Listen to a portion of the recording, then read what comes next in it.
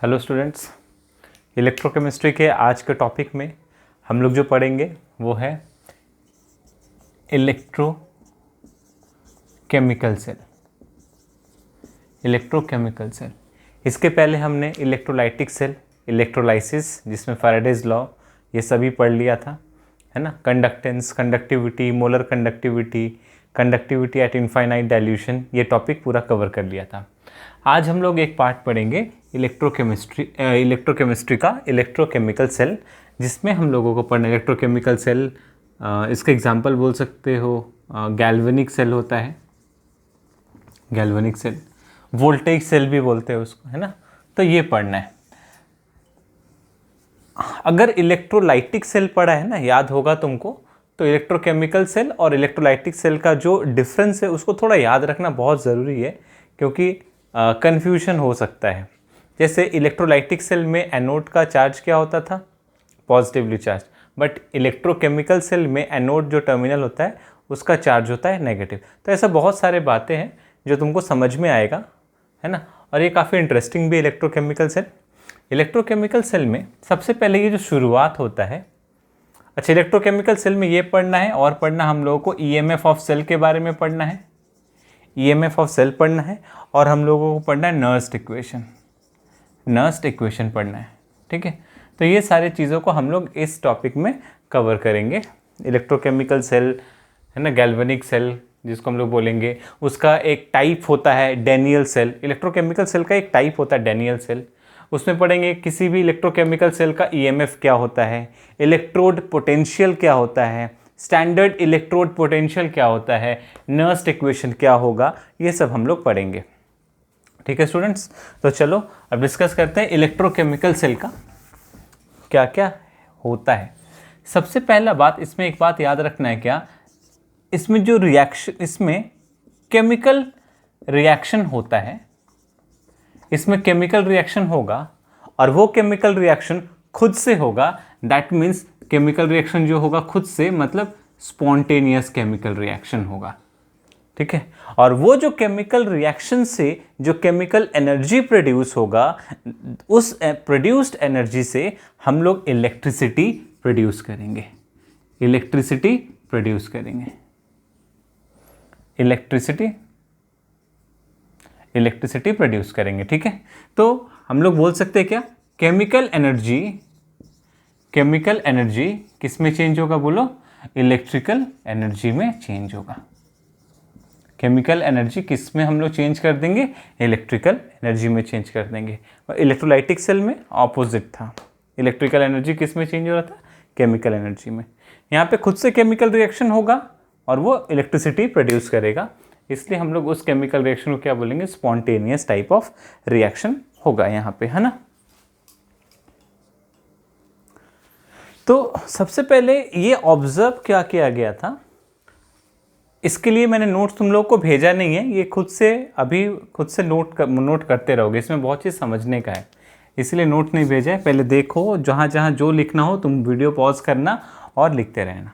सबसे पहले क्या हुआ था, एक ना सॉल्यूशन लिया गया था कॉपर सल्फेट का सॉल्यूशन था, और उसमें एक जिंक रॉड डाला हुआ था, जिंक का रॉड डाला हुआ था, डाल के छोड़ दिया गया। कोई कहीं लैब में कुछ हो रहा होगा, वैसे कॉपर सल्फेट में एक जिंक का कोई टुकड़ा हो या फिर कुछ भी हो, डाल के छोड़ दिया गया।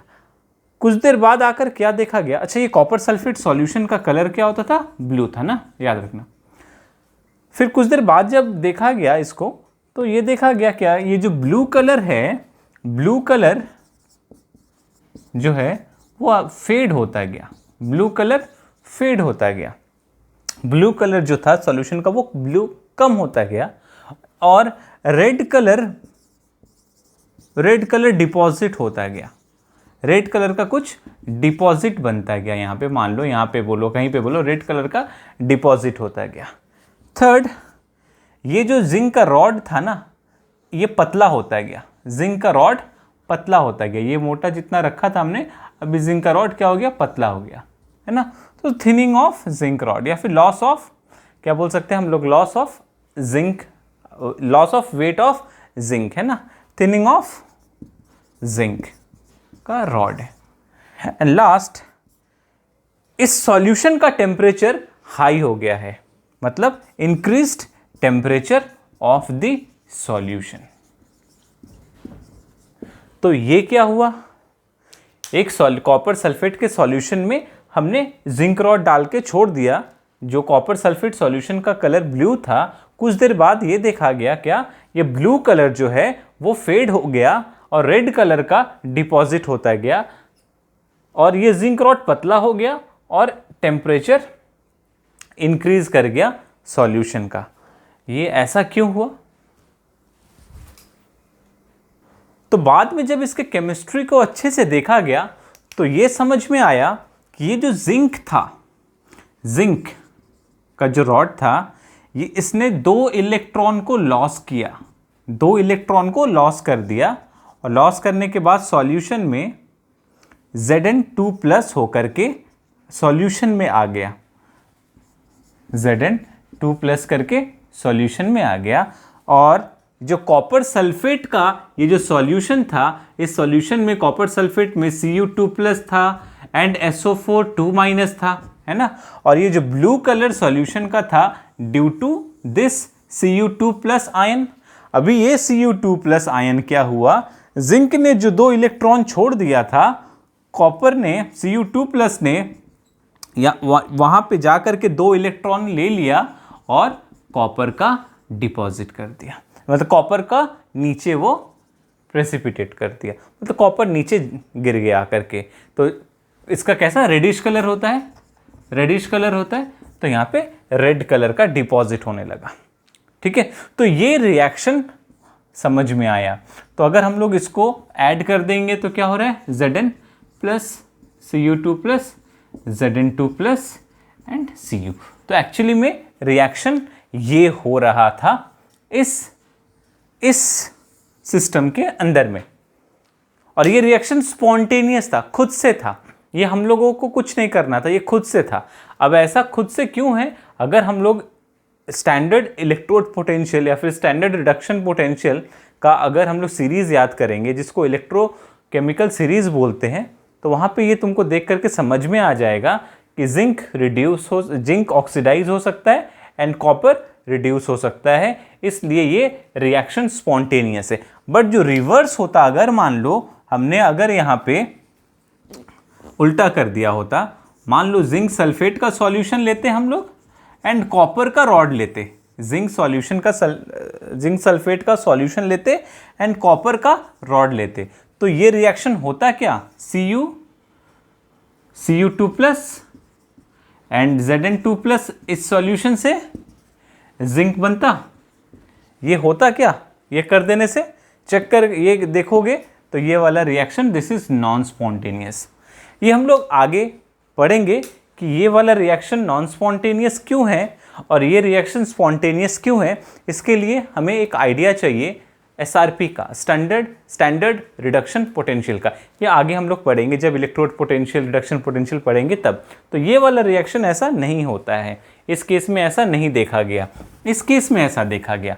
तो अब ऐसा दिमाग में आया लोगों का कि ये जरूर इलेक्ट्रॉन का ट्रांसफर हो रहा है और ये रिएक्शन खुद से हो रहा है और यहाँ पे इलेक्ट्रॉन का ट्रांसफर हो रहा है।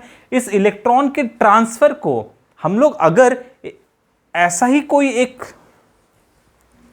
मान लो जहां पे लिखना हो वीडियो पॉज करके लिख लेना, हाँ, मान लो ऐसा ही अगर हमने कुछ एक और बीकर ले लिया होता या फिर कोई एक ऐसा सिस्टम बना लिया होता जहां पे इलेक्ट्रॉन को और एक वायर से कनेक्ट कर देते हम लोग, अगर मान लो एक वायर से कनेक्ट कर देते तो इलेक्ट्रॉन यहां से यहां मूव करता, क्योंकि रिएक्शन तो खुद से हो रहा था ना, तो बाहर से हमें ऐसा कुछ करना नहीं था। और यहां पर भी एक ऐसा सिस्टम ले लेते जहां पे रिएक्शन स्पॉन्टेनियस होता है। याद रखो, यहां पे रिएक्शन जैसे स्पॉन्टेनियस हो रहा था, यहां पे भी हम लोग अगर ऐसा कोई सिस्टम ले लेते जहां पे रिएक्शन खुद से होता, इलेक्ट्रॉन यहां से यहां मूव करता, तो उसके ऑपोजिट डायरेक्शन में इलेक्ट्रिसिटी प्रोड्यूस होता। तो हम लोग ये जो केमिकल रिएक्शन हो रहा था, ये जो केमिकल रिएक्शन से इलेक्ट्रॉन का जनरेशन हो रहा है, इलेक्ट्रॉन का मूवमेंट हो रहा है, मतलब ये जो केमिकल एनर्जी प्रोड्यूस हो रहा है, इसको हम लोग किस में कन्वर्ट कर सकते हैं, यूजफुल वर्क, मतलब इससे हम लोग कुछ इलेक्ट्रिसिटी प्रोड्यूस कर सकते हैं, ऐसा उस टाइम पे सोचा गया। और ये सोचने के साथ ही इलेक्ट्रोकेमिकल सेल का डेवलपमेंट हुआ। इसमें क्या होता है इलेक्ट्रोकेमिकल सेल में, ये बहुत ही इंपॉर्टेंट है और ये शायद क्लास 11 में हमने रेडॉक्स रिएक्शन चैप्टर में पढ़ा भी था, फिर भी एक बार देख लो। तो इलेक्ट्रोकेमिकल सेल, जिसको हम लोग क्या बोलेंगे, गैल्वेनिक सेल भी बोल सकते हैं, है ना, वोल्टेइक सेल भी बोल सकते हैं। इसमें क्या होता था, मान लो हमने दो ऐसा बीकर ले लिया जिसमें क्या है, दोनों में क्या है, इलेक्ट्रोलाइटिक सॉल्यूशन है। दो ऐसा बीकर ले लिया जिसमें क्या है, इलेक्ट्रोलाइटिक सॉल्यूशन है। इसमें जो रॉड लिया, ये रॉड लिया, जिंक का रॉड लिया, और इसमें जो सॉल्यूशन लिया, जिंक सल्फेट का सॉल्यूशन लिया। थोड़ा गौर करो, जिसका मेटल लिया उसी का सॉल्यूशन लिया, पहले वाले से थोड़ा सा चेंज है। हाँ, ये ले लिया कॉपर का, और इसमें जो सॉल्यूशन लिया वो हमने किसका लिया, कॉपर सल्फेट का ले लिया। ठीक है, ये कॉपर है, इसमें कॉपर सल्फेट का, और इसको एक वायर से हमने कनेक्ट कर दिया। बीच में कहीं पे हमने एक बल्ब लगा दिया, और यहां पे कहीं पे एक स्विच बना दिया, ठीक है। जब स्विच को ऑन करेंगे तो सर्किट कंप्लीट होगा। ठीक है, तो ऐसा सॉल्यूशन रखने के बाद हमने अगर एक ऐसा सिस्टम बना लिया जहां जैसे स्विच को ऑन करते हैं हम लोग, जैसे स्विच को ऑन करेंगे हम लोग क्या देखते हैं, इलेक्ट्रिसिटी, मतलब कि ये बल्ब जलने लगता है। इसका मतलब हमने तो बाहर से कहीं से इलेक्ट्रिकल सोर्स नहीं लगाया था ना। इसका मतलब हमने ये जो दो बीकर लिया था जिसमें इलेक्ट्रोलाइट जिंक सल्फेट और जिंक का रॉड, ये जो बीकर था जिसमें कॉपर सल्फेट और कॉपर का रॉड लिया था, उसको एक वायर के साथ कनेक्ट करके उसको स्विच को ऑन किया तो ये बल्ब जलने लगा। इसका मतलब यहाँ पे कुछ ऐसा केमिकल रिएक्शन इन दोनों में हो रहा है जिसकी वजह से इलेक्ट्रॉन मूव कर रहा है, और इलेक्ट्रॉन जिधर मूव कर रहा है उसके ऑपोजिट डायरेक्शन में करंट फ्लो कर रहा है, और ये बल्ब ग्लो कर रहा है, जैसे ही हम लोग स्विच को ऑन करते हैं वैसे ही। ठीक है, अब सवाल ये है कि किस हाफ में, अगर हम लोग इसको एक हाफ पकड़े, इसको दूसरा हाफ पकड़े, तो अब हमको ये समझना है कि किस हाफ में कौन सा प्रोसेस हो रहा है, कहाँ पे ऑक्सीडेशन, कहाँ पे रिडक्शन, या फिर क्या रिएक्शन हो रहा है वो देखना है। इसमें क्या होता है, ये जो जिंक का रॉड जो है, इसमें क्या होता है, यहाँ पे जिंक जो है Zn2+ होकर के सॉल्यूशन में निकलने लगता है। Zn2+ होकर के सॉल्यूशन में निकलता है। कैसे? तो Zn आफ्टर लूजिंग 2 इलेक्ट्रॉन क्या बनाता है, Zn2+। 2 इलेक्ट्रॉन को छोड़ दिया। देखो वैसे एक और जिंक आया, उसने भी 2 इलेक्ट्रॉन को छोड़ दिया। तो ऐसे करके तो ये जिंक और एक आया और 2, तो इस तरह से करते करते यहाँ पे ये जो टर्मिनल था, ये जो हमारा मेटल रॉड था, ये नेगेटिवली टर्मिनल हो गया, और इसको हम लोग क्या बोलते हैं, एनोड। अच्छा, यहाँ पे ये जो लॉस ऑफ इलेक्ट्रॉन हो रहा है, loss of electron is called oxidation. ठीक है, समझ में आया? तो अब समझो इलेक्ट्रोलाइटिक सेल में थोड़ा आते हैं। इलेक्ट्रोलाइटिक सेल में एनोड टर्मिनल का क्या होता है, चार्ज पॉजिटिव, बट यहाँ पे एनोड का क्या टर्मिनल कैसा है, नेगेटिवली टर्मिनल है, नेगेटिवली चार्ज ये टर्मिनल है एनोड। याद रखना ये डिफरेंस है इलेक्ट्रोलाइटिक सेल में एंड इलेक्ट्रोकेमिकल सेल में।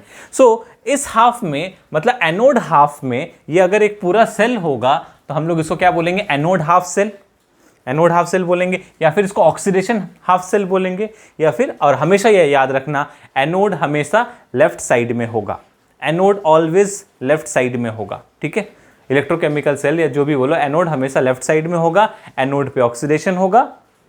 एक चीज डिफरेंस जो है एनोड इलेक्ट्रोलाइटिक सेल से, यहां पर एनोड का टर्मिनल नेगेटिव होगा। इसलिए हम लोग थोड़ा याद रखेंगे, इलेक्ट्रोकेमिकल सेल को हम लोग एक न्यूमोनिक से याद रखेंगे, LOAN, लोन बोल करके, लोन।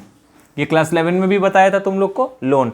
लेफ्ट साइड में क्या होगा, ऑक्सीडेशन होगा, और वो किसका होगा, एनोड का, और एनोड का चार्ज क्या होगा, N नेगेटिवली चार्ज होगा। ठीक है, तो लोन करके हम लोग इलेक्ट्रोकेमिकल सेल के लिए याद रखेंगे। राइट साइड में क्या होता है, ये राइट हाफ सेल में क्या होता है, अब ये एनोड है तो ऑब्वियसली ये कैथोड होगा। कैथोड हाफ सेल में क्या होता है, जैसे हम लोग इस स्विच को ऑन करते हैं इलेक्ट्रॉन यहां से यहां इस डायरेक्शन में मूव करने लगता है, ठीक है। अच्छा, उसके पहले ये बताओ, ये जो कॉपर सल्फेट का सॉल्यूशन था, कॉपर सल्फेट सॉल्यूशन मतलब यहां पे Cu2+ होगा, SO4 2- होगा, है ना। तो जैसे ये कॉपर सल्फेट का सॉल्यूशन था, हमने स्विच ऑन किया, इलेक्ट्रॉन इधर मूव किया, तो ये जो Cu2+ है, ये जो Cu2+ है सॉल्यूशन में, यहां पर इलेक्ट्रॉन के पास चला जाएगा और वहां पे जाकर के डिपॉजिट होता जाएगा, डिपॉजिट होता जाएगा। तो इस सॉल्यूशन का, कॉपर सल्फेट का Cu2+ आयन यहाँ पे जाकर के डिपॉजिट होता जाएगा। तब तुम एक बात बोलोगे, सर ये कॉपर जब यहाँ डिपॉजिट होता जा रहा है, इसका मतलब ये जो कैथोड है जिसको बोल रहे हैं, इस कैथोड में जो कॉपर है ये Cu2+ होकर के इसमें डिपॉजिट होता जा रहा है, तो ये कॉपर अमाउंट, इसका जो मास है वो बढ़ता जाएगा, मतलब ये रॉड थोड़ा मोटा होता जाएगा, है ना। अगर तुम इस बात से एग्री कर रहे हो तो यहां पे सेम बात क्या बोलोगे तुम, सर अगर ये जिंक का रॉड से Zn2+ निकलता जा रहा है सॉल्यूशन में, तो ये रॉड क्या होता जाएगा, पतला होता जाएगा, ये रॉड पतला होता जाएगा, है ना। इसका मास क्या होता जाएगा, कम होता जाएगा। समझ में आ रहा है। तो with the passage of time anode का जो अमाउंट है, एनोड का जो इलेक्ट्रोड है, उसका मास कम होता जाएगा एंड कैथोड का अमाउंट बढ़ता जाएगा। क्लियर। तो चलो, कैथोड पे हमने देख लिया ये रिएक्शन क्या हो रहा है, gain of electron, gain of electron को हम लोग क्या बोलेंगे, रिडक्शन। सो एक इलेक्ट्रोकेमिकल सेल को हम लोग डिवाइड कर सकते हैं 2 हाफ्स में, left half and right half, oxidation half and reduction half, anode half और कैथोड हाफ सेल रिएक्शन भी बोल सकते हैं। अगर इस पूरे सेल का, अगर हमें रिएक्शन बोला, नेट रिएक्शन बताओ इस पूरे सेल में क्या हो रहा है, तो क्या हम लोग ऐसे लिख सकते हैं, लेफ्ट हैंड साइड को ऐड करो, राइट हैंड साइड को ऐड करो, तो क्या होगा Zn। ये इलेक्ट्रॉन देख करके लग रहा है ना कैंसिल होगा, यहां माइनस में ये प्लस में है, देखो ये होगा।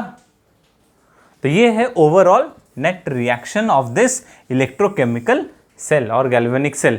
अब यहां पे एक बात बताता हूं, कहीं पे मान लो हो सकता है कि ये तो पर्टिकुलर एक ऐसा इलेक्ट्रोकेमिकल सेल है जहां पे जिंक एंड कॉपर हम लोग, या फिर इसको हम लोग जिंक कॉपर सेल भी बोल सकते हैं, जिंक कॉपर इलेक्ट्रोकेमिकल सेल भी बोल सकते हैं। जब इसी टाइप का सारा सेटअप यही लिया हमने और इस ईएमएफ अगर 1.1 वोल्ट लेते हैं हम लोग इस सेल का ईएमएफ कितना 1.1 वोल्ट लेते हैं, तो ऐसे इलेक्ट्रोकेमिकल सेल को हम लोग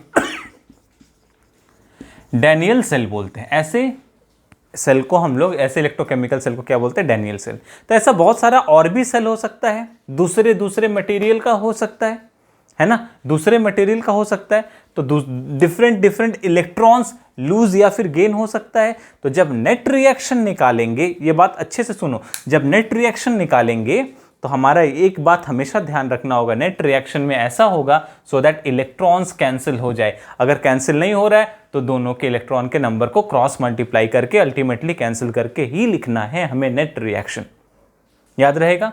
तो हमने ये पूरा इलेक्ट्रोकेमिकल सेल का एक थोड़ा डिजाइन किया, लेकिन अब इसमें प्रॉब्लम क्या आ रहा है, ऐसा होने पे रिएक्शन नहीं हो रहा है, इसके आगे भी कुछ करना होगा। अब इसमें प्रॉब्लम क्या आ रही है, जितना सिंपल दिख रहा है अभी नहीं हो रहा है। इसमें प्रॉब्लम ये है कि ये पहली बात तो ये सेल इनकम्प्लीट है। क्यों? क्योंकि अभी तक हमने सर्किट पूरा नहीं किया है, इसमें सिर्फ अभी एक ही सर्किट हुआ है, ये एक्सटर्नल सर्किट है ना, ये एक्सटर्नल सर्किट है जहाँ पे इलेक्ट्रॉन का मूवमेंट, इलेक्ट्रॉन कहाँ से कहाँ फ्लो कर रहा है, from anode to cathode, from anode to cathode. But current कहाँ से कहाँ फ्लो कर रहा है, फ्रॉम कैथोड टू एनोड। इधर करंट कहाँ से फ्लो कर रहा है, फ्रॉम पॉजिटिव टर्मिनल जो कि कैथोड है, कैथोड टू कहाँ पे, नेगेटिव टर्मिनल जो कि क्या है, एनोड है। यहाँ पे करंट फ्लो कर रहा है एक्सटर्नल सर्किट में। तो सर्किट तो कंप्लीट होना पड़ेगा ना, ये तो सर्किट कहाँ कंप्लीट हुआ, देख करके क्या लग रहा है। तो पूरा सर्किट कंप्लीट होना पड़ेगा ना, अभी तो हाफ ही कंप्लीट हुआ है। अच्छा, ये तुमने लिख लिया, ये रिएक्शन पॉज करके लिख लिया करो। इसमें कुछ कुछ प्रॉब्लम आ रहा है। पहला बात तो सर सर्किट ये इनकम्प्लीट है। दूसरा प्रॉब्लम ये है कि अगर ऐसे ही हम लोग सर्किट कंप्लीट नहीं करेंगे, थोड़ी देर के लिए इलेक्ट्रिसिटी पास होगा फिर बंद हो जाएगा। क्यों? क्योंकि ये देखो यहाँ पे फिर से एक बार देखो, ये फिर से मैं ड्रॉ करके समझा रहा हूँ। यहाँ पे जो जिंक का रॉड था, जिंक का जो रॉड था यहाँ से Zn, अच्छा ये जिंक सल्फेट का सॉल्यूशन था। सबसे पहले तो ये याद रखो, ये जिंक सल्फेट का सॉल्यूशन था, मतलब यहाँ पे Zn2 प्लस पहले से एंड SO4 2 माइनस, इस पूरे सॉल्यूशन में Zn2 plus and SO4 2 minus पूरा सॉल्यूशन में पहले से था। लेकिन रॉड से भी, इस इलेक्ट्रोड से भी क्या है, Zn2 प्लस सॉल्यूशन में आता जा रहा है, Zn2 प्लस सॉल्यूशन में आता जा रहा है, ठीक है। लेकिन जब तक ये नहीं आ रहा था, ऐसे ही जिंक था, जब तक ये सॉल्यूशन में नहीं आ रहा था, मतलब जब तक ये रिएक्शन नहीं हो रहा था, तब तक ये Zn2 plus and SO4 2 minus का चार्ज देखो बैलेंस था, न्यूट्रल था। लेकिन जैसे यहाँ से Zn2 प्लस आने लगा, जैसे यहाँ से Zn2 प्लस आने लगा, वैसे क्या हो गया, इस सॉल्यूशन में Zn2 प्लस का अमाउंट रॉड से भी आ गया और सॉल्यूशन में भी था इलेक्ट्रोलाइट से, तो Zn2 प्लस का अमाउंट क्या हो जाता है, ज़्यादा हो जाता है। मतलब कैटायंस का अमाउंट इस सॉल्यूशन में ज़्यादा हो जाता है, जिसकी वजह से जब ये रिएक्शन और आगे नहीं हो पाता है। क्यों? क्योंकि पहला बात तो इलेक्ट्रिकल न्यूट्रलिटी खत्म हो गया। पहला बात क्या हो गया, यहाँ पे Zn2 plus and SO4 2 minus में जो पहले इलेक्ट्रिकल बैलेंस था, दोनों न्यूट्रल था ना, 2 प्लस था एंड 2 माइनस था, बट यहाँ से Zn2 प्लस आने की वजह से इलेक्ट्रिकल न्यूट्रलिटी खत्म हो गया। अब पॉजिटिव चार्ज सॉल्यूशन में ज़्यादा हो गया, वो क्या करेगा, जब इलेक्ट्रॉन मूव करेगा, इलेक्ट्रॉन नेगेटिवली चार्ज है, यहाँ पॉजिटिव चार्ज ज़्यादा हो गया, जब इलेक्ट्रॉन मूव करेगा उस इलेक्ट्रॉन को जाने नहीं देगा, पकड़ लेगा, ठीक है, पकड़ लेगा, क्योंकि नेगेटिवली तो इलेक्ट्रॉन का फ्लो नहीं होगा, तो करंट फ्लो नहीं होगा, पहला। दूसरा बात, एक और बात याद रखोगे, क्या एक और बात, कि यहाँ पे ऑलरेडी Zn2 प्लस बहुत ज़्यादा हो गया, तो और ये Zn2 प्लस को सॉल्यूशन में आने नहीं देगा, क्यों, एक्स्ट्रा हो गया ना, ये पूरा जितना होना चाहिए था Zn2 प्लस का अमाउंट, ये बहुत ज़्यादा और इसको आने नहीं देगा, ठीक है। तो इसलिए रिएक्शन स्टॉप हो जाएगा। सेम प्रॉब्लम यहाँ पे अराइज हो रहा है, और वो प्रॉब्लम क्या है, देखो यहाँ पे जैसे ये कॉपर का रॉड था ना, और यहाँ पे कॉपर सल्फेट का सॉल्यूशन था, मतलब क्या था, Cu2 प्लस था सॉल्यूशन में एंड SO4 2 माइनस था सॉल्यूशन में। अब ये Cu2 प्लस SO4 2 माइनस दोनों इलेक्ट्रिकली न्यूट्रल था, लेकिन जैसे इलेक्ट्रॉन यहाँ से गया था तो ये Cu2 प्लस क्या हुआ था, सल्फेट आयन का साथ छोड़ दिया था, और यहाँ पे जा करके डिपॉजिट होता जा रहा था, यहाँ पे जा करके डिपॉजिट होता जा रहा था। तो सॉल्यूशन में बेचारा अकेला कौन बचा, सल्फेट आयन, जिसकी वजह से फिर से इलेक्ट्रिकल न्यूट्रलिटी खत्म हो गया। तब ये सल्फेट आयन अकेला प्रॉब्लम क्रिएट करेगा। क्या? पहली बात तो ये नेगेटिवली चार्ज है, इलेक्ट्रॉन भी नेगेटिवली चार्ज है, उसको आने नहीं देगा, रोकेगा, ठीक है, तो इसको रोकेगा। और दूसरी बात, जब ये नेगेटिव चार्ज ज़्यादा अमाउंट में बढ़ जाएगा तो Cu2 प्लस को और यहाँ पे जाकर के डिपॉजिट होने नहीं देगा। क्लियर? तो ये प्रॉब्लम आने की वजह से रिएक्शन फर्दर नहीं होगा, थोड़ी देर बाद रिएक्शन बंद हो जाएगा। तो हमको क्या करना पड़ेगा कि अगर हमको ये करंट को कंटिन्यूअसली फ्लो करते रहना है तो इस इलेक्ट्रिकल न्यूट्रलिटी वाले बात को मेंटेन रखना पड़ेगा। इस साइड में, इस हाफ में, एनोड हाफ में कैटायंस ज़्यादा बढ़ गया था, कैटायंस का ज़्यादा बढ़ गया था, मतलब Zn2 प्लस। इस हाफ में, इस हाफ को क्या बोलते हैं, कैथोड हाफ रिएक्शन और राइट हाफ रिएक्शन या फिर रिडक्शन हाफ रिएक्शन, है ना। तो इसमें क्या है, सल्फेट आयन बढ़ रहा था, मतलब एनायंस का अमाउंट बढ़ता जा रहा है। तो अभी हम दोनों को न्यूट्रल करने के लिए यहाँ पे हमको क्या देना पड़ेगा, यहाँ कैटायंस बढ़ रहा था तो यहाँ एनायंस देना पड़ेगा, यहाँ एनायंस बढ़ रहा था तो यहाँ कैटायंस देना पड़ेगा। ऐसे हाथ से उठाकर तो दे नहीं सकते, तो हमको यहाँ पे एक ऐसा चैनल देना पड़ेगा which is called salt bridge. इसको हम लोग क्या बोलते हैं? Salt bridge. इसको हम लोग क्या बोलेंगे? Salt bridge. कैसा होता है salt bridge? Inverted you shaped glass. ठीक है, इसको हम लोग क्या बोलते हैं? Salt bridge. अब ये सॉल्ट ब्रिज का तो करने से क्या हो गया? सॉल्ट ब्रिज का काम क्या है ना? तो पहले बात तो ये समझो what is salt bridge. Salt bridge क्या है? इन्वर्टेड यू टाइप का ग्लास है जो क्या करता है? पहला बात तो ये सर्किट को कंप्लीट करता है। सर्किट को कंप्लीट करता है, इट कंप्लीट्स द सर्किट। दूसरा बात क्या है? ये इलेक्ट्रिकल न्यूट्रलिटी को मेंटेन करता है। It maintains the electrical neutrality. Electrical neutrality किसका? इलेक्ट्रिकल न्यूट्रलिटी को मेंटेन करता है of the both halves. Neutrality of both halves, both half cell reactions. Both half cell reaction को ये मेंटेन करता है। कैसे मेंटेन करता है? सॉल्ट ब्रिज में ऐसा क्या है जो मेंटेन करता है? सर्किट कंप्लीट कर दिया, मान लिया चलो यहां से आयंस आ रहा है, जा रहा है, मान लिया, लेकिन कौन सा आयंस जा रहा है? सॉल्ट ब्रिज में होता क्या है? तो सॉल्ट ब्रिज का सबसे पहले हम लोग क्या देखेंगे? कॉम्पोजिशन। सॉल्ट ब्रिज का कॉम्पोजिशन। तो इसमें हम लोग आयनिक कंपाउंड लेते हैं। We take ionic compound, like we take KCl, KNO3 भी ले सकते हैं, K2SO4 भी ले सकते हैं। ठीक है, जिसका साइज, लेकिन याद रखना KI नहीं लेंगे, पोटेशियम आयोडाइड नहीं लेंगे, साइज बड़ा वाला नहीं लेंगे क्योंकि मूवमेंट में प्रॉब्लम आएगा। ऐसा साइज का हम लोग आयंस लेंगे जो थोड़ा स्मॉल भी हो, जिसका मूवमेंट ईजी हो। ठीक है, तो ये लेंगे, किस में लेंगे? इन अगर मीडियम, अगर मीडियम में लेंगे। ठीक है, ये हमने इलेक्ट्रोलाइट्स लिया, आयनिक कंपाउंड्स बोलो, जो भी बोलो, ये जो हमने इलेक्ट्रोलाइट्स लिया किस में लिया? अगर मीडियम में। अगर क्या होता है? एक जिलेटिन टाइप का एक मटेरियल होता है। जिलेटिन नाम सुनकर के लग रहा है कुछ सॉलिड करने वाला कोई चीज़ है। तो अगर वाइट कलर का ट्रांसलूसेंट पाउडर होता है, ये जिलेटिन टाइप का मटेरियल होता है जो कि एक semi solid jelly like consistency provide करता है। तो इसको हम लोग इस यूट्यूब में, इन्वर्टेड यूट्यूब में डाल देते हैं। ठीक है, इसको हम लोग इस सारे आयन, या तो ये लिया या और भी बहुत कुछ ले सकते हैं, वो डिपेंड करता है यहाँ पे वो क्या लेंगे हम लोग, वो डिपेंड करता है हमारा सेल में किस चीज़ का बना है।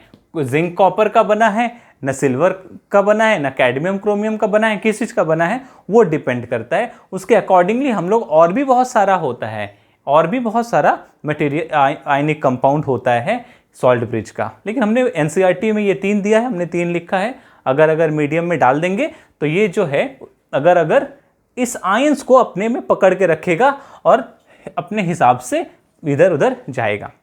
जैसे मान लो हमने अगर KCl ले लिया ना, यहाँ पे अगर में हमने KCl ले लिया है, तो अगर क्या प्रोवाइड करेगा? उसको जिलेटिन टाइप का मास प्रोवाइड करेगा, है ना, मतलब एक सेमी सॉलिड कंसिस्टेंसी देगा, जिसकी वजह से क्या होगा? सेमी सॉलिड कंसिस्टेंसी देने की वजह से क्या होगा?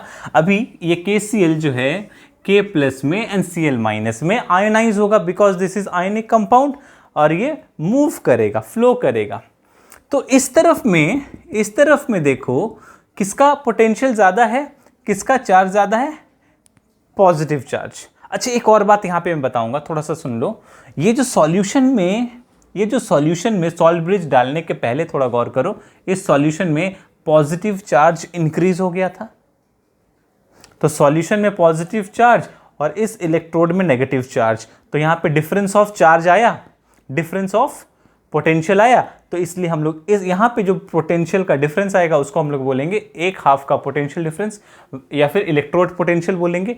यहाँ पे भी वैसे जो डिफरेंस आएगा उसको भी हम लोग इलेक्ट्रोड पोटेंशियल बोलेंगे। अच्छा, ये टॉपिक इलेक्ट्रोड पोटेंशियल वाला बाद में पढ़ेंगे, थोड़ा सा लगा बता दिया। हाँ, तो हम लोग कहाँ पे थे? ये जो KCl था, K+ एंड Cl- यहाँ पे है। अगर मीडियम में K+ है एंड Cl- है।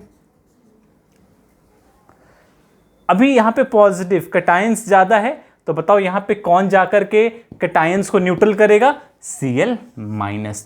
तो Cl- इधर मूव करेगा, और इस तरफ में क्या था? अनायंस ज़्यादा था, तो यहाँ पे K+ इस तरफ मूव करेगा, और मूव करने से क्या होगा, इधर Cl- इधर K+ मूव करके दोनों साइड का इलेक्ट्रिकल न्यूट्रलिटी को मेंटेन करेगा, जिसकी वजह से क्या होगा, जिसकी वजह से ये फिर से इलेक्ट्रॉन जाएगा और इलेक्ट्रिसिटी पास करेगा, और देखो सर्किट को भी कंप्लीट कर रहा है। ठीक है, तो यहां तक समझ में आया। अब यहाँ पे एक और बात थोड़ा बताना चाहूँगा, थोड़ा हाई लेवल का है, वो ये है कि थर्ड भी फंक्शन है सॉल्ट ब्रिज का, एक और फंक्शन है। अच्छा, इतना तुमने लिख लिया होगा यहाँ तक, इसको मिटा देते हैं। चलो,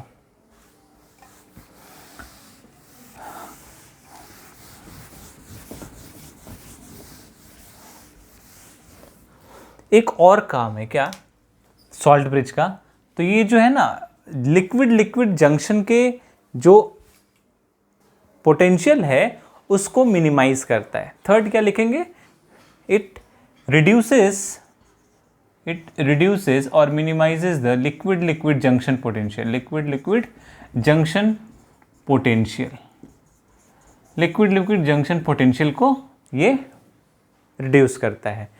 अगर ये पोटेंशियल को कम नहीं करेगा ना, तो net EMF of the cell कम हो जाएगा। कैसे, मान लो ये जो 2½ हमारा था, ये जो 2½ हमने सेल लिया था, यहाँ पे ये सॉल्ट ब्रिज हुआ है ना, यहाँ पे हमारा इलेक्ट्रोड्स है, ये हमारा इलेक्ट्रोड्स है, ये हमारा सेल है, ये हमारा इलेक्ट्रोलाइट्स है। ऐसा है ना, बहुत ही गंदा डायग्राम बना है। अगर हम इन दोनों को कॉम्पैक्ट कर दिया, मान लो इन दोनों को एक साथ कर दिया, छोटा सा सेल बनाना है तो दोनों को एक साइड कर दिया। जैसे मान लो हमारे रिमोट का ही बैटरी है, घड़ी का ही, वॉल क्लॉक का ही बैटरी है छोटा सा, तो उतना बड़ा तो जगह है नहीं, तो उसको हम छोटा कॉम्पैक्ट करने के लिए हम लोग क्या करेंगे, देखो ये साथ में और इसके साथ में ये साथ में आ गया ऐसा, ये दोनों को हमने एक साथ में डाल दिया। यहाँ पे कोई और लिक्विड है, यहाँ पे ये वाला लिक्विड है ना, यहाँ पे ये वाला लिक्विड, यहाँ पे ये वाला लिक्विड, यहाँ पे, तो थोड़ा समझोगे, ये दोनों इलेक्ट्रोड्स है। यहाँ पे Zn2+ का अमाउंट ज़्यादा हो रहा था, मतलब कैटायंस ज़्यादा हो रहा था, तो कैटायंस कैटायंस कैटायंस ज़्यादा है, और इस साइड में क्या एनायंस ज़्यादा हो रहा था, एनायन एनायन एनायंस ज़्यादा है। ठीक है, अच्छा एक बात बताओ, ये जो हमने सर्किट बनाया था, ये जो सर्किट बनाया था, मतलब ये वाली सर्किट की बात कर रहे हैं, ये वाले सर्किट में इलेक्ट्रिसिटी कहाँ से कहाँ फ्लो करता था, तो from positive terminal to negative terminal, मतलब इधर, मतलब positive terminal to negative terminal, मतलब इधर। ठीक है, तो इलेक्ट्रिसिटी यहां से यहां फ्लो कर रहा है, बट उसको लिक्विड में, ये एक्सटर्नल सर्किट की बात की हमने, एक्सटर्नल सर्किट में electricity from positive to negative terminal flow कर रहा है, बट अंदर में ये जो हमने अगर सॉल्ट ब्रिज नहीं लगाया है, तो इस साइड में लेफ्ट हाफ में पॉजिटिव मतलब कैटायंस बढ़ गया, राइट हाफ में एनायंस बढ़ गया, जिसकी वजह से ये दोनों भी अब इसके ऑपोजिट में काम करेगा। इसका ऑपोजिट में, ये पॉजिटिव इधर है, यहाँ पे पॉजिटिव है, तो जिसकी वजह से अगर मान लो अगर हमारा ये डैनियल सेल होता, डैनियल सेल है जिसका पोटेंशियल डिफरेंस 1.1 वोल्ट होता है एट एनटीपी, मान लो अगर 1.1 वोल्ट है, तो अगर इसका वजह से भी तो कुछ डिफरेंस है, चार्ज का डिफरेंस मतलब क्या, पोटेंशियल का डिफरेंस, और इस पोटेंशियल का डिफरेंस मान लो 0.2 वोल्ट है, 0.2 वोल्ट है या फिर 0.3 वोल्ट है, तो नेट ईएमएफ क्या आएगा सेल का, बताओ नेट ईएमएफ क्या आएगा। 1.1 तो हमने डिज़ाइन किया था 1.1 के अकॉर्डिंगली, बट इसकी वजह से वो 0.3 वोल्ट क्या हो जाएगा कम, तो नेट आएगा 0.8 वोल्ट। तो मेरा एफिशिएंसी जो है सेल का वो कम हो गया। तो अगर हम लोग इस पॉजिटिव चार्ज को न्यूट्रलाइज कर दिया, नेगेटिव चार्ज को जितना हद तक न्यूट्रलाइज कर देंगे, तो हो सकता है अब ये 0.3 ना हो करके लिक्विड लिक्विड, ये जो लिक्विड और ये जो लिक्विड का जो जंक्शन है, ये जो लिक्विड मतलब एक हाफ, ये जो लिक्विड मतलब एक हाफ का जो जंक्शन है, उसके पोटेंशियल को हमने न्यूट्रल करके पोटेंशियल को कम कर दिया। तो अभी ये मान लो 0.1 है, तो ये कितना आता 1 वोल्ट। तो अभी तुम्हारा एफिशिएंसी इस सेल का बढ़ जाएगा, ईएमएफ बढ़ जाएगा। ठीक है, तो ये कब होगा, कब न्यूट्रलाइज करेंगे, कब न्यूट्रलाइज कर पाएंगे, जब हम लोग यहाँ पे एक सॉल्ट ब्रिज लगाएंगे तो ये थर्ड फंक्शन है सॉल्ट ब्रिज का। ठीक है, अब सॉल्ट ब्रिज कैसा चूज करेंगे? सर आपने बोला सॉल्ट ब्रिज ये भी होता है, ये भी हो सकता है, ये भी हो सकता है, तो these three are the examples of salt bridge, but how to choose salt bridge for a particular type of cell? तो सबसे पहला बात ये याद रखना पड़ेगा, चलो लिखते हैं हम लोग, हाँ, कंडीशन क्या है, criteria for selecting the electrolyte in the YouTube बोलो या फिर सॉल्ट ब्रिज बोलो, सॉल्ट ब्रिज में किस टाइप का हम लोग मटेरियल लेंगे, किस टाइप का इलेक्ट्रोलाइट लेंगे। तो पहला बात ये याद रखो कि वैसा मटेरियल लेंगे जो हमारा उस सेल के कंपोनेंट से रिएक्ट ना करे। पहला ये क्या होना चाहिए, वो इलेक्ट्रोलाइट नॉन रिएक्टिव या फिर inert towards the component of the cell, उस सेल में जो कंपोनेंट्स है उसमें वो रिएक्ट ना करे, उसकी तरफ वो इनर्ट हो। एक्चुअली जैसे यहाँ पे हमने जिंक वाला लिया था, फिर से मैं ड्रॉ कर रहा हूँ, छोटा छोटा करके ड्रॉ कर दे रहा हूँ। देखो हमने ये जो इलेक्ट्रोलाइट लिया, हमने यहाँ पे जो इलेक्ट्रोलाइट लिया था, ये रॉड है हमारा और ये हमारा सॉल्ट ब्रिज है। ठीक है, और ये हमारा एक्सटर्नल सर्किट है जिसमें एक बल्ब लगा हुआ है और यहाँ पे हमने एक स्विच बना दिया है। ठीक है, इसमें क्या लिया हमने, ये जिंक सल्फेट था और ये जिंक का रॉड था। ये क्या था, कॉपर, ये कॉपर सल्फेट का सॉल्यूशन था और ये कॉपर का रॉड था, है ना।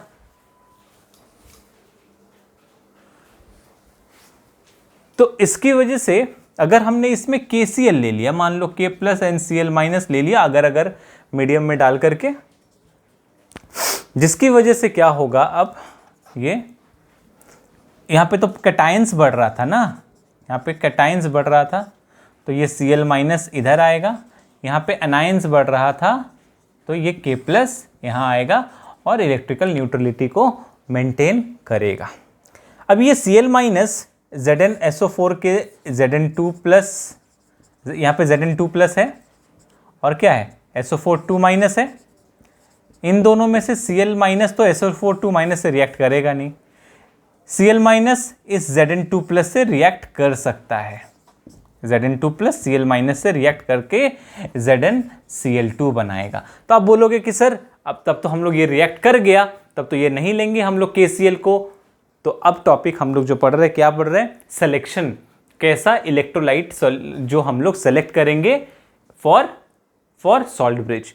तो हमने बोला यहाँ पे KCl हम लोग ले सकते हैं। तो अभी तुम बोलोगे सर Cl माइनस है और यहाँ पे इस सॉल्यूशन में सल्फेट आयन है एंड Zn2 प्लस है, तो Cl माइनस सल्फेट से तो रिएक्ट नहीं करेगा, Cl माइनस Zn2 प्लस से रिएक्ट करेगा, तो क्या बनाएगा, ZnCl2 बनाएगा अगर 2Cl माइनस से लिया तो।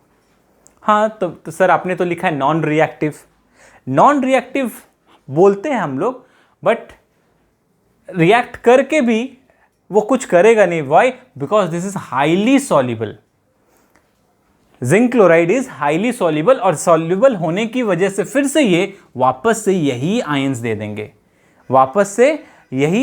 देंगे, तो वापस से हमको जिंक क्लोराइड वापस से Zn2 plus and Cl minus दे ही देगा, ये आयंस दे ही देगा। इसलिए नॉन रिएक्टिव बोलने का मतलब ऐसा है, स्ट्रिक्ट सेंस में अगर बोलो तो रिएक्टिव हो भी तो कोई बात नहीं, अगर वापस से ये वो आयंस को वापस कर दे तो सॉल्युबल होना चाहिए। लेकिन अगर इनसॉल्युबल होता, मान लो ये सिल्वर का होता इलेक्ट्रोड, ये सिल्वर का इलेक्ट्रोड होता और यहाँ पे अगर हमने KCl लिया मान लो, तो ये Cl माइनस यहाँ पे आकर क्या करता, ये Cl माइनस सिल्वर पे आकर के क्या करता, मान लो Ag प्लस होता और ये Cl माइनस आकर के क्या बनता, AgCl, स्पेरिंगली सॉल्युबल, मतलब स्पेरिंगली सॉल्युबल मतलब वेरी लेस अमाउंट सॉल्युबल। इसका क्या होगा, प्रेसिपिटेट गिर जाएगा, AgCl सॉल्यूशन से बाहर आ गया, है ना। तो ये जो कोई भी ऐसा हम लोग इलेक्ट्रोलाइट चूज करेंगे जो सॉल्यूशन से बाहर ना जाए, कहीं पे जाकर चिपक नहीं जाए, यहाँ पे जाकर के नीचे ना गिर जाए। अब ऐसा नहीं हो कि AgCl ये जो इलेक्ट्रोड लिया इसी इलेक्ट्रोड में जाकर के यहाँ पे एक लेयर बना दे, वो यहाँ पे एक लेयर बना देगा तो क्या होगा, रिएक्शन ऐसे ही स्टॉप हो जाएगा, है ना। तो या तो नीचे प्रेसिपिटेट ना गिर जाए या फिर इसी पे जाकर के वो चिपक ना जाए इस इलेक्ट्रोड पे, जिससे फर्दर रिएक्शन नहीं होगा। तो सिलेक्शन का किसका, ये सॉल्ट ब्रिज के अंदर में जो इलेक्ट्रोलाइट है उसके सिलेक्शन का जो फर्स्ट क्राइटेरिया है, and that should be what, it should be non reactive, मतलब वो सॉल्युबल हो तो चलेगा और हम लोग उसको general word inert towards the component of the cell, मतलब उस सेल के हाफ को कोई किसी भी तरह से डिस्टर्ब ना करे, ना प्रेसिपिटेट करके उसके आयंस को बाहर निकाल दे, ना फिर इस इलेक्ट्रोड के बाहर में जाकर के कोई लेयर बना दे सो दैट रिएक्शन क्या हो जाए, रुक जाए। ठीक है। सेकंड क्राइटेरिया ये होना चाहिए, ये जो K+ जिस स्पीड से इधर जाएगा, Cl- भी उसी स्पीड से, मोर और लेस उसी स्पीड से इधर। तो जो आयंस का मोबिलिटी होना चाहिए, आयंस का दोनों का मोबिलिटी ऑलमोस्ट इक्वल होना चाहिए। अब ऐसा नहीं है कि मान लो Cl- आयन का मोबिलिटी बहुत ज़्यादा है एंड K+ आयन का मोबिलिटी बहुत कम है, और ये मोबिलिटी का जो डिफरेंस आता है वो क्यों आता है ये तो पता ही है तुमको, साइज पे आता है। साइज जिसका जितना ज़्यादा बड़ा होगा आयंस का, हाइड्रेटेड आयंस का, उसका मोबिलिटी उतना ही कम होता जाएगा। एनीवेज हम लोग अभी उसको डिस्कस नहीं करेंगे। तो मान लो इसका मोबिलिटी, हम लोग क्या पढ़ रहे थे, इसका मोबिलिटी मान लो बहुत ज़्यादा है, इसका मोबिलिटी कम है, तो ये मान लो 4-5 आयन जाकर के इधर न्यूट्रल कर दिया, बट ये एक ही आयन गया और इस साइड के न्यूट्रल को, इस साइड को उतना न्यूट्रलाइज नहीं कर पाया। तो फिर फ़ायदा क्या हुआ, तब भी उतना ज़्यादा दोनों तरफ बैलेंस नहीं रहा, तो फिर से इलेक्ट्रिकल न्यूट्रलिटी मेंटेन नहीं हुआ। सो हम लोग सेकेंड पॉइंट जो लिखेंगे, वो सेकेंड पॉइंट क्या लिखेंगे जी, मोबिलिटी स्पीड जो होगा, है ना, the mobility of the ions, लिख लो, the mobility of the ions of the electrolyte, mobility of ions of the electrolytes should be same और शुड बी सेम और नियरली सेम, जो भी बोलो, सिमिलर होना चाहिए, ऑलमोस्ट एक ही टाइप से उसका मूवमेंट होना चाहिए। तो ये था हमारा इलेक्ट्रोकेमिकल सेल सॉल्ट ब्रिज, उसका फंक्शन, उसका एग्जाम्पल, है ना, और उसका criteria of selection of salt bridge. तो इसको बहुत अच्छे से पढ़ो। इलेक्ट्रोकेमिकल सेल में एक और चीज़ आता है, डैनियल सेल मैंने बता दिया। डैनियल सेल में क्या आता है, जिसमें हम लोग जिंक कॉपर सेल होता है, जिंक एंड कॉपर का जो सेल होगा, जहाँ पे हम लोग एक इलेक्ट्रो EMF को मेंटेन करते हैं 1.1 वोल्ट पे एट NTP पे। वैसा इलेक्ट्रोलाइटिक सेल, वैसा गैल्वेनिक सेल को हम लोग क्या बोलते हैं, डैनियल सेल। इस बात को याद रखना है, ठीक है स्टूडेंट्स। अब इसके बाद वाले टॉपिक में हम लोग reduction potential, oxidation potential, standard electrode potential, hydrogen potential, है ना, कैसे निकालते हैं, नर्स्ट इक्वेशन, ये सब डिस्कस करेंगे। पहले इस बेसिक चीज़ को अच्छे से समझ लो। इस टॉपिक में एक और चीज़ बाकी रह गया है, वो है सेल रिप्रेजेंटेशन। सेल रिप्रेजेंटेशन, जो हमने सेल अभी बनाया था, डैनियल सेल बोलो, जो भी सेल बोलो, उस सेल का रिप्रेजेंटेशन शॉर्ट में कैसे लिखेंगे। हर जगह पे वैसे बड़ा बड़ा सेल तो ड्रॉ करना पॉसिबल नहीं है ना, दोनों हाफ बनाया, बड़ा सा 2-2 बीकर बनाया, उसमें क्या सॉल्यूशन लिया है वो बनाया, है ना, वो पॉसिबल नहीं है। तो चलो सबसे पहले हमने जो लिया था उसको ड्रॉ किया। यहाँ पे हमने जिंक सल्फेट लिया था और इसमें जो इलेक्ट्रोड लिया था वो क्या था, जिंक का। यहाँ पे हमने कॉपर सल्फेट लिया था सॉल्यूशन, और यहाँ पे जो रॉड लिया वो कॉपर का, है ना, ये कॉपर का रॉड है, ये जिंक का रॉड है। मेरे साथ बनाते जाओ तुम लोग भी, कॉपर सल्फेट का। और यहाँ पे हमने एक सॉल्ट ब्रिज लिया था और बाहर से एक सर्किट को कंप्लीट कर दिया था। तो ये था मेरा ओवरऑल एक इलेक्ट्रोकेमिकल सेल, गैल्वेनिक सेल, ठीक है। अभी इसका सेल रिप्रेजेंटेशन करना है, सेल नोटेशन लिखना है, सेल रिप्रेजेंटेशन या फिर सेल नोटेशन जिसको हम लोग बोलते हैं, मतलब सेल को छोटे से फॉर्म में बता दो, सेल रिप्रेजेंटेशन या फिर नोटेशन, सेल नोटेशन एक ही बात है। छोटे से में बता दो कि सेल क्या है, कि कहाँ पे क्या हो रहा है, कहाँ पे क्या हो रहा है। तो इस हाफ में क्या हो रहा था, Zn, पहले रिएक्शन देख लेते हैं। Zn यहाँ पे 2 इलेक्ट्रॉन लॉस कर रहा था और Zn2+ बना रहा था। और इस हाफ में क्या हो रहा था, Cu2+ इधर से आए हुए इलेक्ट्रॉन्स को लेकर के Cu करके डिपॉजिट होता जा रहा था। यही तो हो रहा था ना। तो जिस हाफ में जो होगा वही मेरा सेल नोटेशन में लिखना होगा। फिर से एक बार सुन लो, जिस हाफ में, पहली बात तो ये समझो कि लेफ्ट साइड में हमेशा एनोड होगा, राइट साइड में हमेशा कैथोड होगा, और जिस हाफ में जो रिएक्शन हो रहा था वही लिखना पड़ेगा। जिस हाफ में जो रिएक्शन हो रहा था वही और वैसे ही लिखना पड़ेगा। मतलब जिंक किस में चेंज हो रहा था, जिंक Zn2+ में जा रहा था। देखो हमने वही लिखा, जिंक Zn2+ में जा रहा था। और यहाँ पे Cu2+ किस में जा रहा था, Cu में जा रहा था। मतलब यहाँ पे जिंक से Zn2+ जा रहा था, मतलब यहाँ पे क्या हो रहा था, ऑक्सीडेशन हो रहा था। Cu2+ कॉपर में जा रहा था, मतलब रिडक्शन हो रहा था।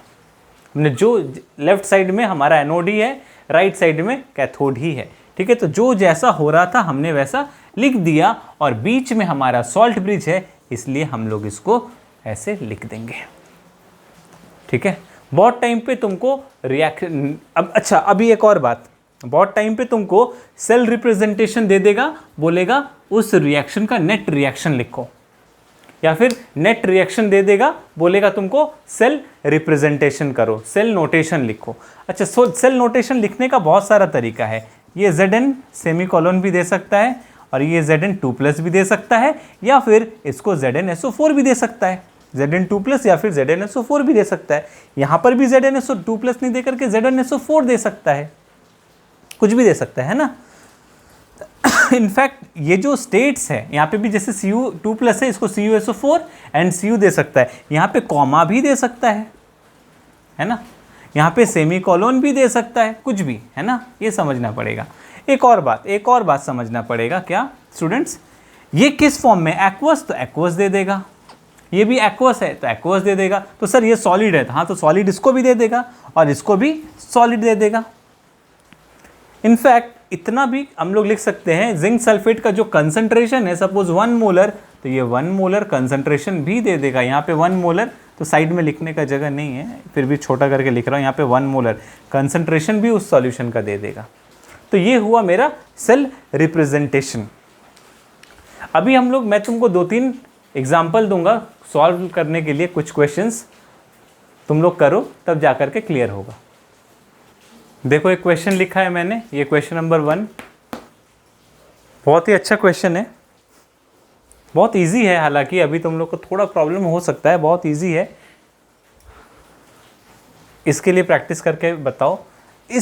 ऐसा तुमको E इज व्हाट, EMF ना, या फिर इलेक्ट्रोड पोटेंशियल, जो भी बोलो। इलेक्ट्रोड पोटेंशियल इस वाले का, इस हाफ का दिया हुआ है, ये इलेक्ट्रोड पोटेंशियल इस हाफ का दिया हुआ है, इतना वैल्यू दिया हुआ है। तो इसका नेट रिएक्शन लिखो, नेट रिएक्शन लिखना है of this galvanic cell, and इसका सेल नोटेशन लिखो या फिर सेल रिप्रेजेंटेशन लिखो। ये तुमको देगा इस तरह से। क्वेश्चन लिख लो और खुद से एक बार ट्राई करो, ठीक है। पहला एक मैं बता रहा हूं, इसके बाद तुम लोग करोगे। अगर नहीं समझ में आ रहा तो एक बताओ।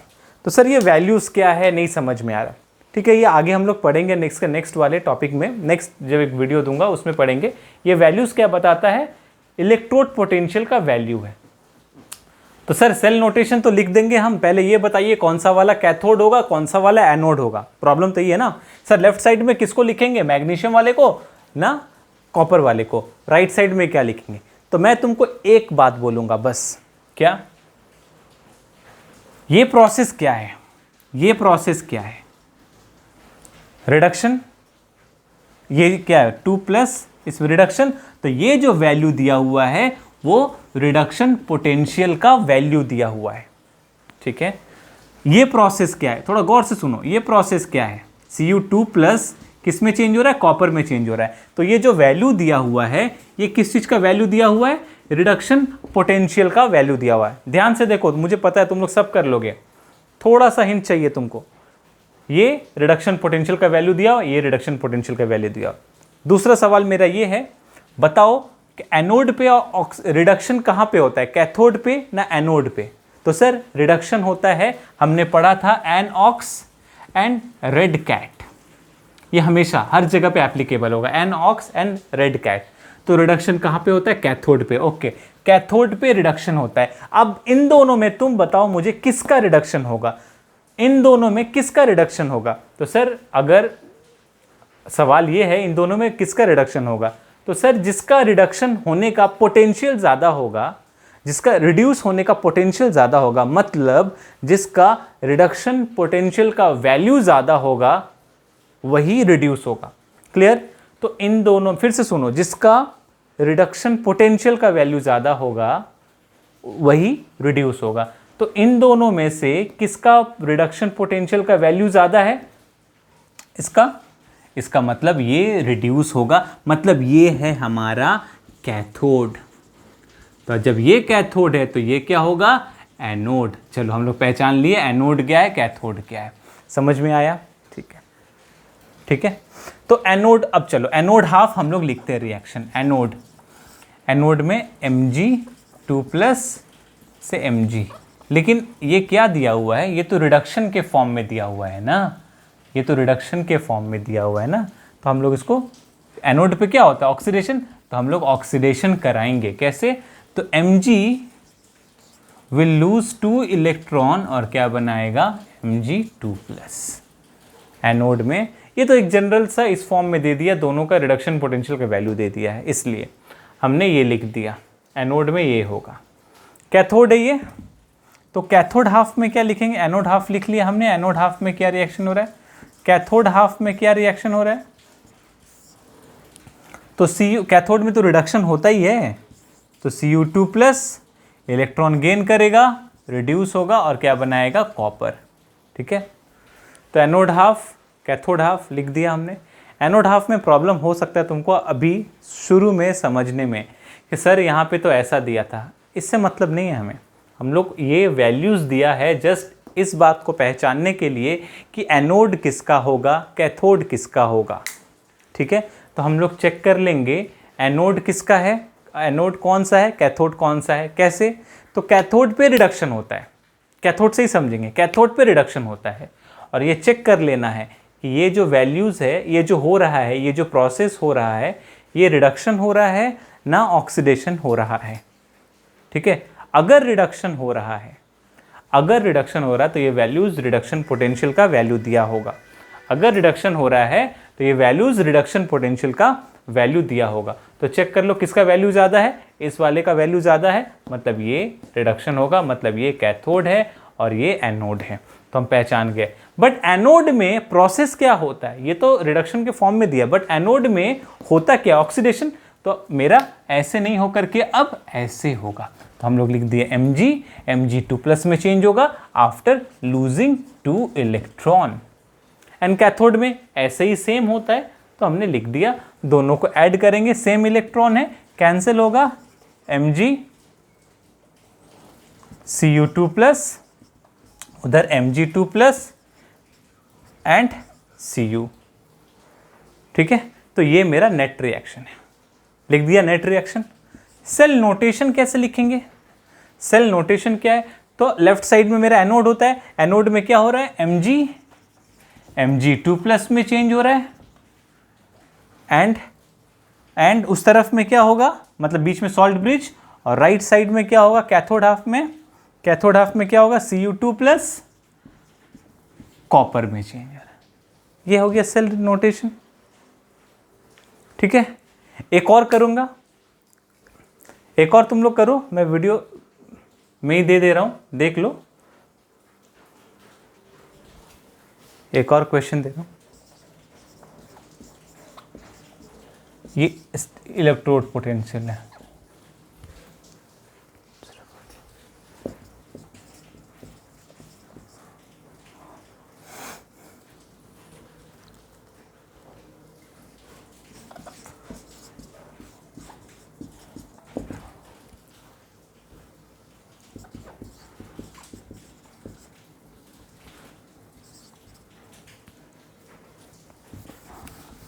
इसके लिए सेम नेट रिएक्शन लिखो, net reaction and cell notation बताओ, net reaction and cell notation बताओ। चलो करके मुझे मैसेज करके बताओ, ठीक है। अब इसके बाद नेक्स्ट वीडियो में हम लोग चले जाएंगे, नेक्स्ट वीडियो पढ़ेंगे EMF of the cell, electrode potential, standard hydrogen potential कैसे मेज़र करते हैं, कैसे निकालते हैं, नर्स्ट इक्वेशन। ये लास्ट पार्ट होगा, कंप्लीट होगा। लेकिन बहुत इंटरेस्टिंग टॉपिक है ये वाला भी, इसके बाद वाला भी। अच्छे से पढ़ो, लॉकडाउन में प्रॉब्लम हो रहा है ना, ध्यान लगा करके पढ़ो। मुझे पता है मेरे सारे स्टूडेंट्स बहुत अच्छे करेंगे, है ना, करोगे ना? हाँ सर।